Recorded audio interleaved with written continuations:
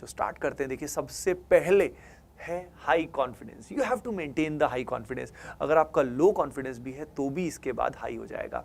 अब high confidence में सभी कहते हैं भाई ढंग से पढ़ाई कर लो, रिवीजन कर लो, प्रैक्टिस कर लो तो काम हो जाएगा। नहीं, सिर्फ इससे काम नहीं होगा। I have suggested some things, ये तुम्हें करना ही है। अगर ये तुम करते हो तो गारंटेड विद इन 1 वीक आपका कॉन्फिडेंस बहुत अप हो जाएगा। अब क्या क्या तुम्हें करना होगा जिससे तुम्हारा कॉन्फिडेंस मैक्सिमाइज होगा?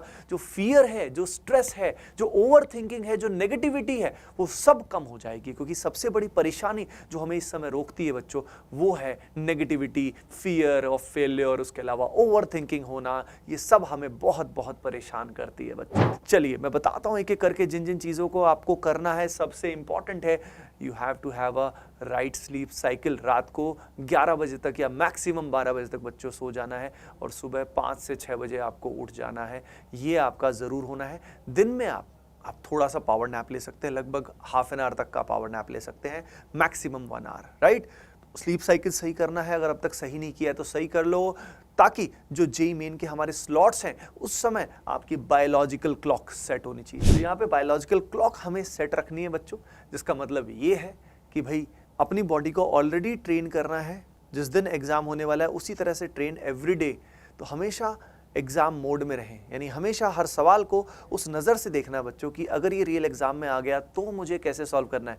किसी भी सवाल को कैजुअली नहीं लेना है। सिमिलरली जो आपका रूटीन है वो इसी तरह से भी आपको बनाना है। अब मान लीजिए आप इस समय सुबह तक तो सो रहे हैं, बहुत लेट तक, फॉर एग्जाम्पल 10 बजे, 11 बजे, 12 बजे, और चमगादड़ की तरह रात भर जग रहे हैं। तो ये बताओ उस दिन जिस दिन जेईई होगा, क्या उस दिन अगर आपका सुबह का स्लॉट हुआ, क्या आप उस दिन अपनी बॉडी की एक्टिविटी बना पाओगे?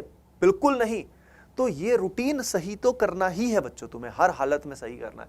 अपार्ट फ्रॉम दैट तो बायोलॉजिकल क्लॉक सही करो, पूरा दिन का रूटीन आपका क्लियर होना चाहिए।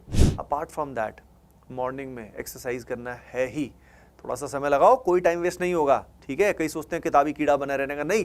एक्सरसाइज करोगे तो सारा दिन अच्छा फील करोगे, मोटिवेटेड रहोगे, एक्टिव रहोगे। नहीं तो डल से हो जाओगे, बुद्धू से बन जाओगे, परेशान से हो जाओगे। नहीं, एटलीस्ट एक सिंपल वॉक करना बहुत ज़रूरी है। उसके अलावा प्रेयर में बहुत पावर है भैया, प्रेयर में बहुत इमेंस पावर है।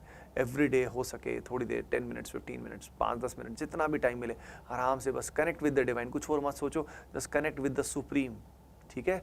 अगर चाहे जिसमें बिलीव करते हो, अगर किसी में बिलीव नहीं करते हो तो शांति से 5 मिनट 10 मिनट बैठ जाओ, उससे भी बिलीव करना शुरू कर दोगे अपने आप। तो ये इसमें बहुत पावर होती है। क्योंकि देखो जिस चीज़ से हम बने हैं ना बच्चों, हम जिस भी प्रभु के हम अंश हैं बच्चों, और जिससे हम बने हैं ना, अगर उससे हमने कनेक्शन बिठा लिया ना तो हमें सारे दिन के लिए पावर हो जाएगी, शक्ति आ जाएगी। तो ये बहुत बहुत बहुत इमेंस हेल्पफुल होता है। उसके अलावा बच्चों मंत्र चैंटिंग एंड जो नाम जप होता है वो भी बहुत हेल्पफुल होता है। आपकी पढ़ाई को बिल्कुल डिस्टर्ब नहीं करेगा। देयर आर मेनी मंत्रास जो आप बैकग्राउंड में रन करोगे और आपके माइंड को बहुत क्लेंज करेंगे, प्योरीफाई करेंगे, फोकस करने में हेल्प करेंगे। लेकिन नॉर्मल म्यूजिक जो होता है बच्चों, वो चाहे इंस्पिरेशनल हो, चाहे कितना भी अपबीट हो, लेकिन ओवरऑल वो हार्म करता है, हमें नुकसान करता है। हमारे दिमाग में तरह तरह के चित्र जो है, इमेजेस जो है वो चलाता है, जिससे हमारे दिमाग में तरह तरह के इमोशंस आते हैं और हम रिलैक्स नहीं रह पाते हैं। सबसे इंपॉर्टेंट है इस समय रिलैक्स रहना, काम रहना, जिसके लिए सारी एक्टिविटी बहुत इंपॉर्टेंट है। उसके अलावा बच्चों आपका फूड हैबिट्स इस समय जितना हो सके जंक फूड अवॉइड करें बच्चों।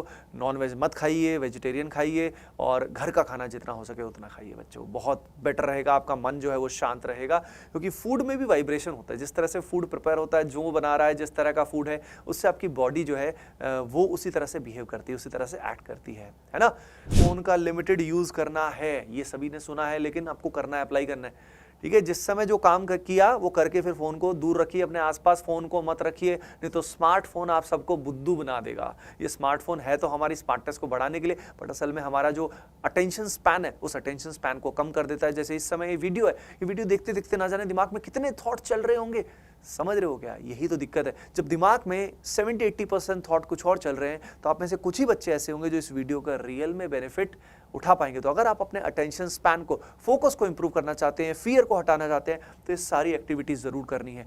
अगली इंपॉर्टेंट बात बच्चों ये है, you have to have that positive self talk.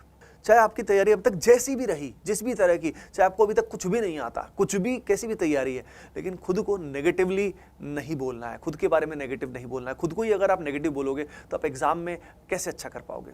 किसी भी चीज़ में अच्छा नहीं कर पाओगे।